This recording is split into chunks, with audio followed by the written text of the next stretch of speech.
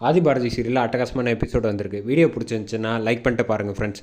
ஆதி வந்து சொல்கிறாப்புல, எனக்கு ஒரே ஒரு வாரம் டைம் கொடு, அதுக்குள்ளே வந்து இந்த பிரச்சனையில் யார் பண்ணானோ அவனை உன் கண்ணு முன்னாடி வந்து நிப்பாட்டுறேன், அதுக்கப்புறமேட்டுக்கு நீ எங்கே வேணாலும் போ அப்படின்னு சொல்கிறாப்புல. அது சொன்னோன்னே வந்து எதுவும் பேச முடியாமல் வந்து அருண் வந்து உக்காந்துடுறான். நம்ம குடும்பத்து மேலே உண்மையிலே பாசம் இருந்துச்சுன்னா நீ இந்த வீட்டை விட்டு போகக்கூடாதுன்னு சொல்லிவிட்டு அங்கேருந்து போனோன்னே, அதே சமயத்தில் இந்த பக்கம் வந்து ஐஸ்வர்யாவும் அழைச்சிட்டு வீட்டை விட்டு போயிடலான்னு அருணனோட போயிடலான்னு பார்த்தா கடைசியில் போக முடியாத லெவலுக்கு பண்ணிட்டாங்க. ஏதாவது ஒன்று பண்ணி இந்த குடும்பத்தை பிரிக்கணுமா அப்படின்னு சொன்னால், நீ ஒன்றும் கவலைப்படாத, எதுவாக இருந்தாலும் நான் பார்த்துக்கிறேன் அப்படின்ட்டு ராஜேஸ்வரி வந்து ஐடியா பண்ணிகிட்டு இருக்காங்க. இந்த பக்கம் வந்து சாப்பாடு சாப்பிடவே முடியாமல் கஷ்டப்பட்டு மனசு வெறுத்து போய் வந்து சேரில் வந்து உட்கார்றப்பல நம்ம அருணாச்சலம் அப்போ வந்து சாப்பிடுங்க மாமா அப்படின்னு சொன்னோன்னா, தீபாவும் மீனாட்சியும் வந்து சாப்பாடு பரிமாறிக்கிட்டு இருக்காங்க. அந்த பக்கம் சாப்பிட மனசு இல்லை. அம்மா சாப்பிட்டாங்களான்னு கார்த்தி வந்து கேட்டோன்னே, இல்லை சாப்பிடலை அப்படின்னோன்னே, ஒரு வேளை அருண் சமாதானப்படுத்தினா மேபி சாப்பிட வாய்ப்பு இருக்குது அப்படின்னு சொன்னோன்னே, கார்த்தி வந்து அருண்கிட்ட போய் பேசுகிறாங்க. என்ன அம்மா சாப்பிடாமல் இருக்காங்க, முதல்ல போய் சமாதானப்படுத்து அப்படின்னோன்னே, அவங்க சாப்பிடலன்னா எனக்கு என்ன வந்துச்சு அப்படின்னு சொன்னோன்னே, ஆனால் முதல்ல பேசுகிறத நிப்பாட்டு, இந்த மாதிரி தேவையில்லாத விஷயத்தெல்லாம் பேச, ஒன்னால தான் நீ வீட்டு விட்டு போகிறேன்னு சொன்னனால தான் பிரச்சனையாக இருந்துச்சு, அதனால தான் அவங்க மனசு வருத்தப்பட்டுக்கிட்டு இருக்காங்க, ஒழுங்காக மரியாதையாக போய் முதல்ல சமாதானப்படுத்தி சாப்பிட வைப்போ அப்படின்னு சொல்லி கார்த்தி சத்தம் போட்டதுக்கு அப்புறமேட்டுக்கு அருண் போகிறாங்க. போகிறப்ப வந்து அபிராமி அம்மா அழுதுகிட்டே இருக்காங்க. மனசு கேட்காம வந்து அருண் வந்து இப்படிலாம் வந்து சண்டை போட்டு வீட்டை விட்டு பிரிஞ்சுட்டானே, இதெல்லாம் நடக்கக்கூடாதுங்கிறதுக்காக தானே நம்ம இவ்வளோ வந்து பொறுமையாக இருந்தோம், கடைசியில் இப்படி ஆகுது அப்படின்னு சொன்னோன்னா அருண் வந்து பேச ஆரம்பிக்கிறாங்க.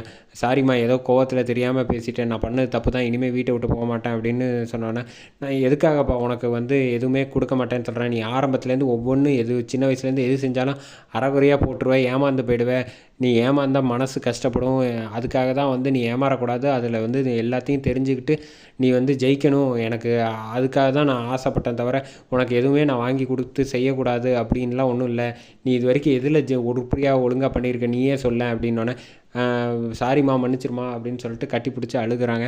சரி விடுப்பா, இனிமேல் வந்து வீட்டை விட்டு போக மாட்டேம்மா, நான் பண்ணது தப்பு தான் அப்படின்னு வந்து அருண் வந்து மன்னிப்பு கேட்டுடுறாங்க.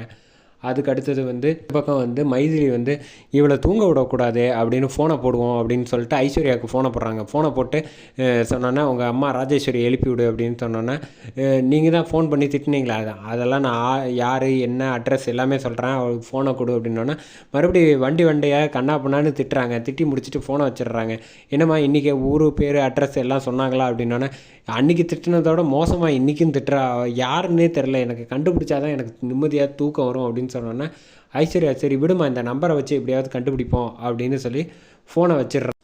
தீபா வந்து இந்த பக்கம் கோயிலுக்கு போகணும் அப்படின்னு சொன்னதுனால கோயிலுக்கு போகிறதுக்காக தேவையான ஜாமான் எல்லாம் எடுத்து ரெடி பண்ணிக்கிட்டு இருக்காங்க.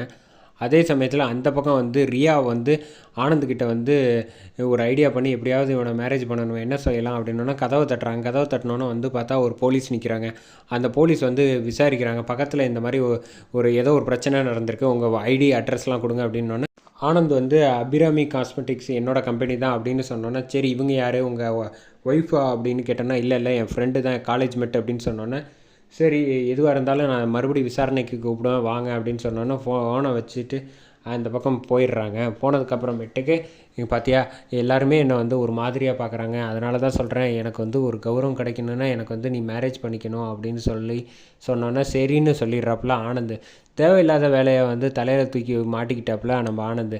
அதுக்கு அடுத்தது வந்து இந்த பக்கம் கோயிலுக்கு வந்து தீபாவும் இவங்களும் வந்துடுறாங்க. வந்தோன்னே வந்து கோயிலில் பரிகாரம் செய்கிறப்ப விளக்கு போட்டு பரிகாரம் வேண்ட ஆரம்பிச்சிடுறாங்க. அபிராமி அம்மா வந்து, என் பசங்க வந்து முன்னாடி மாதிரி எப்படி சந்தோஷமாக இருந்தாங்களோ அதே மாதிரியே இருக்கணும், வேறு இப்படி அடிச்சுக்கிட்டு பிரச்சனை பண்ணி வீட்டை விட்டு போகிற லெவலுக்கு வந்து அருண் பண்ணிட்டான், இந்த மாதிரி சூழ்நிலையெல்லாம் வரக்கூடாதுன்ட்டு தான் நான் வந்து டெய்லி வந்து விளக்கு போட சொல்லியிருக்காங்க, நானும் அதை வந்து செஞ்சுக்கிட்டு இருக்கேன், தயவு செஞ்சு வந்து என் குடும்பத்தை வந்து எந்த பிரச்சனையும் சூழாமல் நீ தான் காப்பாற்றணும் ஆண்டவா அப்படின்னு வேண்டிக்கிட்டு இருக்காங்க.